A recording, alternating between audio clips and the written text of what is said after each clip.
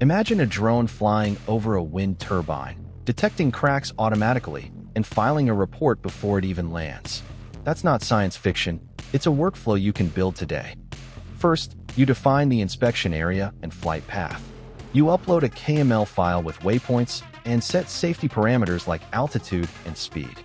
The drone flies the mission, streaming video to a ground station. Meanwhile, an AI model runs real-time detection on the frames. Here's a Python snippet that uses a pre-trained vision model to detect cracks in each frame. Just feed it a frame, and you get bounding boxes with confidence scores.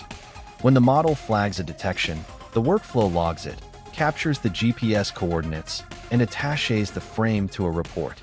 At the end, you get a summary with all defects. That's the whole workflow: plan, fly, detect, report.